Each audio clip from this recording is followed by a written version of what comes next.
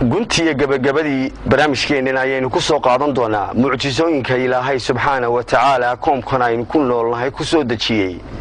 ee dadka qaarkood ka muuqda sheeko la yaab leh oo ka dhacday wadankaasi Yemen gabadh daadeedu ay tahay 18 jir oo habeenkii ugu horeysay ee la soo aroosto amaba ay guri gasho ay nolosha u bilaabanto la kulantay calaamo cajiib ah gabadhani waxa jirkeedu uu isu bedelay mid markii ay dhidido dhiig u ka imaanayo indheheeda iyo waliba dhagaheedana subxaanallaahi waxa ka soo dhacaya dhagaxan wax la moodo arintan oo dhaqaatiir badan iyo waliba meelo badan la mariyay si loo ogaado dhibka haysta gabadhan ayaan la garanayn wax allaale iyo waxa yihiin halka ay culimaduna ku sheegeen inuu yahay sixir balse aan la xaqiijin waxaas inuu sixir yahay sidoo kale masiibada gabadhan ku habsatay waxa iyaduna soo raacda in isla habeenkiiba argagax iyo anfiriirkii uu ka qaaday ninkeedu uu halkaasi ku furay arin murugo leh weeye bal aynu eegno sheekada gabadhan waxa jira had iyo jeer dhacdooyin aad u tiro badan oo qofka suxufiga ah ka hor yimaada amaba uu la kulmo dameerka qofka aadamaha ah na markaasi saameyn ku yeesha Sabuura Xasan Faqi waa gabar 18 jir oo ay soo wajahday mucjiso aad u cajiiba markii ugu horeysay adduunkana qof nooceeda ah lagu arko sida taariikhda lagu hayo waxa ku dhacay gabadhan xanuun la yaab leh kaasi oo dhaqaatiirtii ay ka qoosteen haba yaraatee inay wax dawo ah u helaan waxa uu ku bilowday habeenkii ugu horeysay arooska gabadhaasi daqiiqadii ugu horeysay ee bilowga nolosheeda guurka gabadhaasi waxa dhididkeedii noqday dhiig ka soo baxaya meel kastoo ka mid ah jirkeeda لأول مرة كان في دوخة وقت العرضة تزفه ثاني حاجة بطني انتفخت بعد ما شفيت من الانتفاخ أجا دم من عيوني بعدين كده انتقل من جسمي كله halka indhaha iyo dhagahana ay ka soo baxayaan dhagxaan arintaasi oo isla habeenkii ninkii guursaday gabadha markuu xaaladaasi murugada leh arkay inay ku jirto oo isna gabadhaasi talaabo fureen ka qaaday warqadiina halkaasi ku siiyay Sabuura hooyadeed iyo 4 hablood oo ay la dhalatay dibka taabtay kuma ekeen furisteedii guriga ay dib ugu soo noqotay balse waxa kale oo taasi ugu darsamay waa xanuunka ku soo kordhay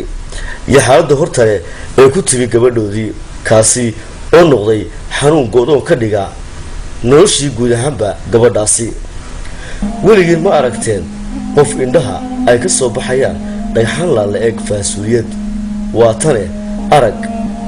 oo rumayso ambaha rumaysan tani waa Sabuura sida ku cad muuqaalkan oo la murugaysan xanuunka cajiibka ah ee ka soo qaabilay nolosha هل رأيتم بشرا يخرج من حدقات عينيه ومن أذنيه أحجارا بحجم حبات الفاصوليا صدقوا أو لا تصدقوا تلكم هي صبورة كما تبدو في الصورة حالدان هوري لو أرق باهيستا وقبر ير waxaa indhaha ka soo daadanaya dhagaxaan yar yar oo aad adag xoogna badan oo seefo ah waxaan bilownay inaan bal codsi u dirano wasiirka wasaaradda caafimaadka si bal dhakhtar waxaan garan karaa iyo halka aanu ku heli karno u weydiisano taasi waxay ahayd mid ka mid ah dadaaladii xal raadinta ee xanuunka gabadhan wuxuu ka soo baxayaa dhagaxo Sabuura indhaheeda iyo dhagaheeda iyadoo dhididkeediina gabi ahaanba isu rogay dhiig jirkoo dhan saameyn ku yeesha ma haystaan heer ay ku garan karaan Sabuura iyo hooyadeed dhaqaatiirta walaadada iyo cid kastoo cilmiga wax ka taqaanaaba xanuunka gabadhan kaasi oo guud ahaanba adduunyada qarib ku ah تخرج الحصى من عينيها ومن أذنيها كما يخرج عرق الدم من سائر جسدها تلقائيا يتبعها خيط صوفي لا تعلم صبورة ولا أمها ولا الأطباء والمنجمين وشيخ الرقية من أي عالم أتى بنتي مريضة وإذا gabadhan mar wax laga weydiiyay waxay sheegtay in markii ugu horeysay ee uu ku bilowdo xanuunkani ahaa waqtigii arooskeeda maalintii labaad waxa loogu xigtay inay wareerto oo dhididkeedii isu bedelo dhiig taasoo muddo bila ay ku jirtay. waxaanu ka war dhowrnaba waxaa haddana ku bilowday in indhaha dhagaxaan ay ka soo daataan. toddobaad kasta wax cusub ayaa ku sii kordha xaaladda gabadhan ilaa ay gaadhay heer ay marayso in dhagaha xitaa dhagaxaan ay ka soo baxaan. sabuura waxay ku nooshahay samiriye inay ilaahay sugto oo maruun mucjisadani ka tagto. gabadh yar oo 18 jiri xaaladii murugada iyo argagaxa badan oo nolosheedu ku jirto waa mid aad u dhibaato badan. waxay badiyaaba nafta ku maawelisaa inay daawato sawiradii iyo xasuustii hore intii aanay masiibadani haleelin. indhaheedu waa kuwa had iyo jeerba saaxiib u ah inay ilmeeyaan, balse ilmadii waxaa ka hortaagan dhagxaan u diidaya inay si fiican murugada haysata indhaheedu ilmada u soo daayaan. xanuunkan soo qaabilay gabadha sabuura xataa umuu reebin inay sii wadato waxbarashadeeda, waayo wareerka iyo dareenka murugada badan waa mid u diidaya inay kursiga ku fadhiisato waxbarashadana la wadaagto asaageeda kale. uma hadhin reerkoodana dadaal ay ku raadiyaan in xal loo helo, walow ay yihiin reer danyara oo xaaladdan culays aada u soo kordhisay nolol maalmeedkoodii. gabadhan yar oo ilaahayba u siiyey inay ahayd qof aqoon leh waxay xabsi ku noqotay sariirta dusheeda, iyadoo halkaasna ku qorta qoraallo ay u dirayso cid kasta oo ay miciin biddo. hooyada sabuuro dhashay oo tilmaamaysa anwaacda dhagxaanta ka imanaya indhaheeda ayaa tilmaantay inay yihiin kuwo madow marka hore, marka xigana isu bedelo casaan, ilaa aakhirka ay haddana isu rogaan qaar boore ah. dhakhaatiirta sabuuro baadhista ku sameeyey waxay baadhitaan xoogle ku sameeyeen dhiiggeeda, balse kamay helin wax natiijo ah. dhakhaatiirtu waxay sheegeen inaanay wax dhib ah ku arag caafimaadka gabadhan marka laga reebo xoogaa yar oo dhiig la'aan ah. وفي تقديرات مشايخ العلم الشرعي الذين جربوا علاجها بالقرآن يقولون إن الأعراض تدل على أن صبورة مصابة بالسحر والشعوذة. بعد القراءة قراءة الرقية الشرعية وتلاوتها على هذا القرآن القرآن كوحنا ومقضي قبل إن على مدى الله هاي قرير يروح الشدنا عيبا وكمدا تركيدا taasi waxay muujin kartaa in meelo uu kaga dhigan yahay shaydaan acuudu billaahi kaasoo quraanku uu ka awood badan yahay soo saareeyo way ka muuqataa calaamadahaasi oo ah kuwa sida muuqata la garan karo. الجسد كما ظهرت العلامات. أدعو جميع الإخوة المحسنين الذين يستطيعون أن يقفوا مع هذه الفتاة وهي في بداية حياتها وفي بداية عمرها ومقتبل عمرها أن يقفوا معها وأن نشعرها أننا إخوة لها نقف معها قلبا وقالبا حتى تجتاز هذا، ونحن نقول بإذن الله ستجتاز هذه الصعوبة وسيشفيها الله عز وجل. إلى القلوب الرحيب. si kastaba ha ahaatee tani waa mid ka mid ah xaaladaha la yaab kale ee ka dhaca adduunyada iyo dhibaatooyinka qaliilka ah ee soo wajaha aadamaha, waana lagama maarmaan cid kastoo daawanaysaaba inay ku cibro qaadato. akhyaartayada sharafta qiimaha mudan ee hawada naga daawanaysay waxa barnaamijkeeni toddobaadkan uu ku eegayay qodobadaasi aad soo aragteen. waxa aniga iyo waliba saaxiibkayga qaaliga ugu ah ee suurtageliyay qabashada barnaamijkan xasan baana Roma iyo waliba aniga oo Cabdiqani Xasan Faarax Cabdiqani Gadari waan ku dhaafaynaa dhammaantiin. Assalaamu alaykum wa rahmatullaahi wa barakaatuh. ayaa dhagaxu sabuuro indhaheeda iyo dhegaheeda iyadoo dhididkeediina gebi ahaanba isu rogay dhiig jirkoo dhan saameyn ku yeesha. ma haystaan heer ay ku garan karaan sabuura iyo hooyadeed, dhakhaatiirta, wadaadada iyo cid kastoo cilmiga wax ka taqaanaaba xanuunka gabadhan kaasi oo guud ahaanba adduunyada qariib ku ah. تخرج الحصى من عينيها ومن أذنيها كما يخرج عرق الدم من سائر جسدها تلقائيا يتبعها خيط صوفي لا تعلم صبور ولا أمها ولا الأطباء والمنجمين وشيخ الرقية من أي عالم أتى. بنتي مريضة. hooyada gabadhan mar wax laga weydiiyey waxay sheegtay in markii ugu horeysay ee uu ku bilowdo xanuunkani ahaa waqtigii arooskeeda maalintii labaad waxa loogu xigtay inay wareerto oo dhididkeedii isu bedelo dhiig taasoo muddo bila ay ku jirtay waxaanu ka war dhowrnaba waxa haddana ku bilowday in indhaha dhagaxaan ay ka soo daataan toddobaad kasta wax cusub ayaa ku sii kordha xaaladda gabadhan ilaa ay gaadhay heer ay marayso in dhagaha xitaa dhagaxaan ay ka soo baxaan sabuura waxay ku nooshahay samiriye inay ilaahay sugto oo maruun mucjisadani ka tagto gabadh yar oo 18 jiri xaaladii murugada iyo argagaxa badan oo nolosheedu ku jirto waa mid aad u dhibaato badan waxay badiyaaba nafta ku maawelisaa inay daawato sawiradii iyo xasuustii hore intii aanay masiibadani haleelin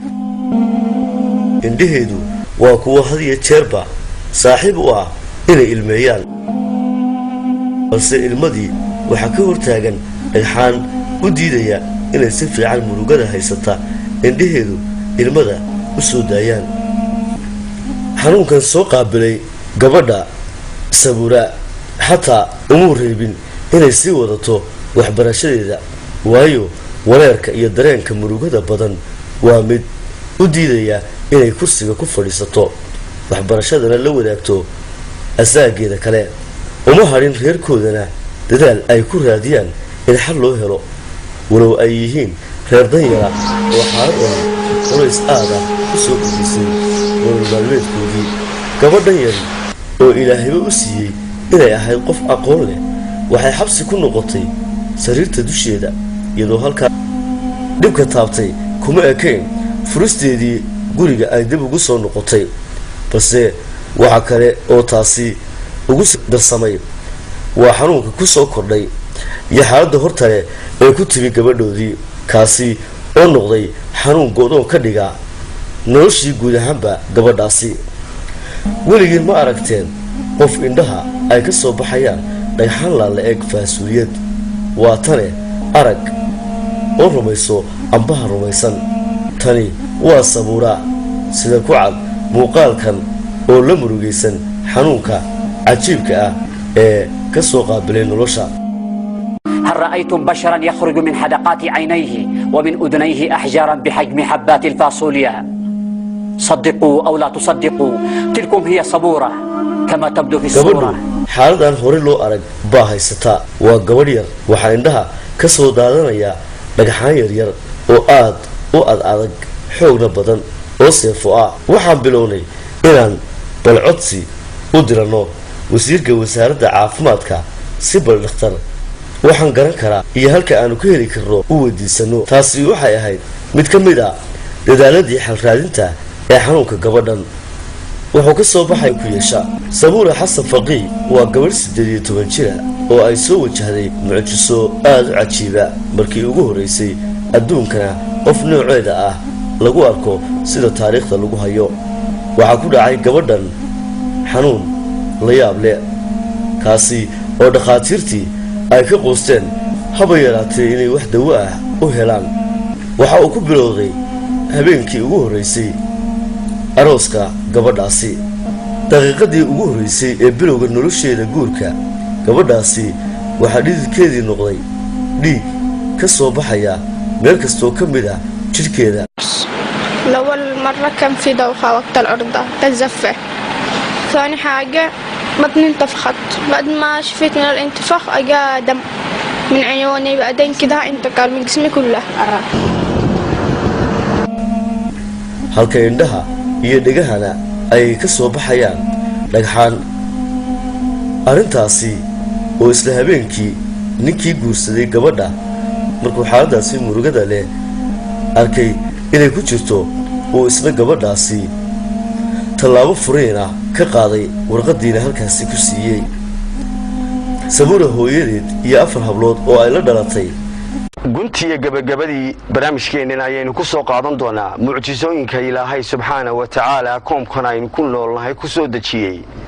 ee dadka qaarkood ka muuqda sheeko la yaab leh oo ka dhacday waddankaasi Yaman. gabadh da'deedu ay tahay 18 jir oo habeenkii ugu horeysay ee la soo aroosto amaba ay guri gasho ay nolosha u bilaabanto la kulantay calaamo cajiib ah. gabadhani waxa jirkeedu uu isu bedelay mid markii ay dhidido dhiig u ka imaanayo indhaheeda iyo waliba dhagaheedana subxaanallaahi waxa ka soo dhacaya dhagaxan wax la moodo. arrintan